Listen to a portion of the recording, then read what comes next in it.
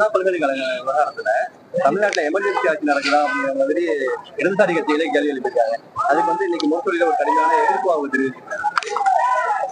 அதாவது வேடிக்கை, வினோதம், அதிசயம், ஆச்சரியம், அவமானம் அத்தனை வார்த்தையும் சேர்த்து சொல்லாது.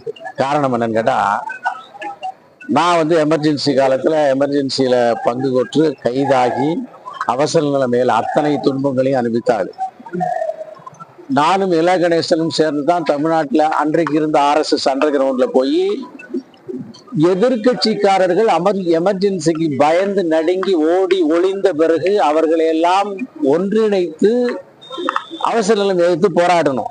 அதுல நான் கருத்து ரீதியாக எதிர்த்துருவமாக இருந்தாலும் கம்யூனிஸ்டுகளை நான் பாராட்டுகிறேன். குறிப்பாக CPM அவங்க ஓடி ஒளியல, எங்களோட வந்தாங்க. CPI காங்கிரஸுக்கு ஆதரவு தெரிவித்து ஓடி ஒளிந்தார்கள்.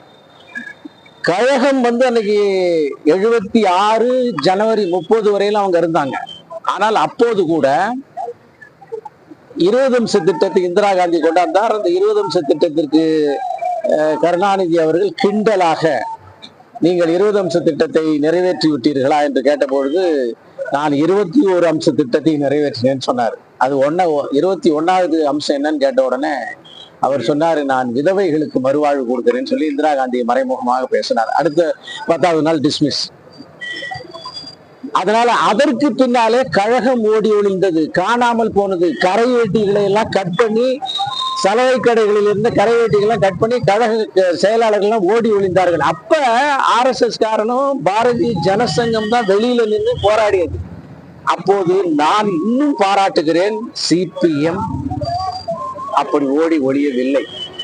அப்படிப்பட்ட ஒரு கட்சி ஒரு 25 கோடி ரூபாய்க்கு கழகத்திட்ட தன்னை அடமான வச்சுட்டு இன்னைக்கு அவசர நிலைமை போட்டு இருக்கிறது அப்படின்னு சொல்லுவது வேடிக்கையாக, வினோதமா. வெளியே வாங்க, உங்களுக்கு தான் மந்திரி சபையில் இடம் தரல இல்ல, நீங்க தான் விஜயோட கூட்டு சேருவதற்காகத்தான் இந்த வார்த்தையெல்லாம் சொல்லிட்டு இருக்கீங்க, பேசுறாங்கல்ல.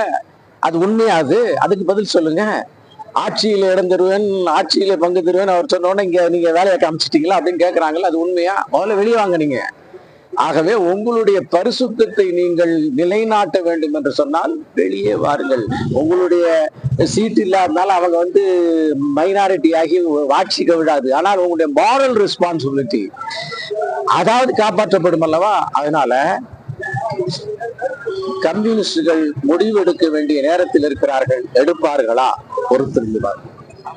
வேற ஏதாவது கேள்வி இல்லை. அந்த பாலியல் வழக்குல அந்த யார் அந்த பெரிய இல்ல, அது ஒரு $1 மில்லியன் கொஸ்டின்.